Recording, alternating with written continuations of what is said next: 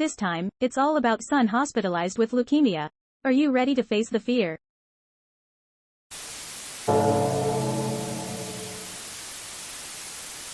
Yesterday, I visited this aggregation site for the first time and stumbled upon a story called The Last Photo, which reminded me of something. It was a tale shared by a girl I met in a bar 4 years ago. It's a lengthy story, so I've decided to break it up into parts. This girl's sister had a 4-year-old son who was diagnosed with leukemia and had to be hospitalized. Pediatric leukemia progresses quickly. Though the mortality rate has drastically decreased compared to the past, it remains a terrifying disease. Therefore, the sister and her husband visited the hospital daily, praying for their son's recovery.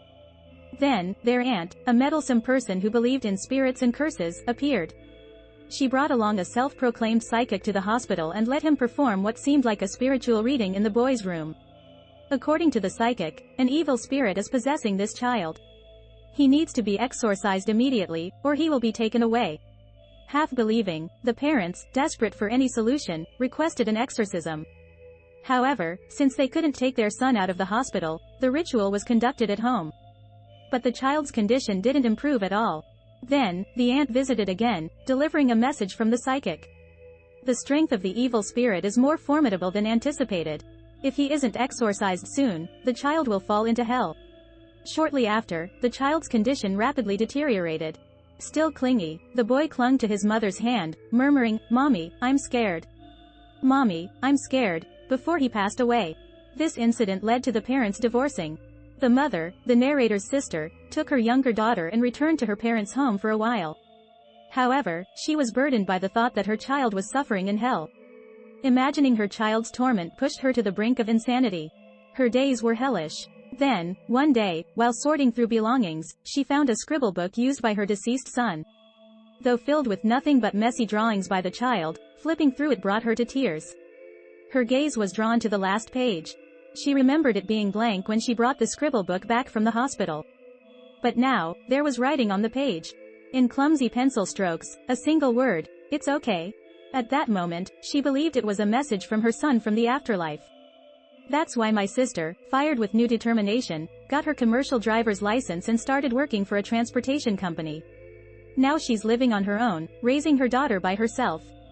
Mothers are genuinely strong, I think. After that, the girl stared silently at the table. Thinking about it calmly, it's likely she just overlooked the last page previously. That's what I think.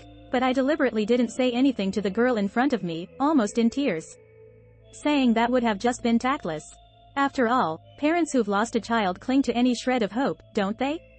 Though I don't believe in spirits, I too hoped for a while after losing my wife and child that they were living happily in the afterlife. I thought if believing in an afterlife helps someone survive another day, then it's okay to believe.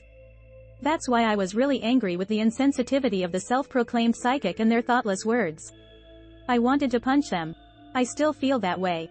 And, circling back to The Last Photo, reading the comments, many found it had a bad aftertaste, and I really agree. For me, it was seriously frightening, beyond just a story. It scared me so much, I ended up voting for it.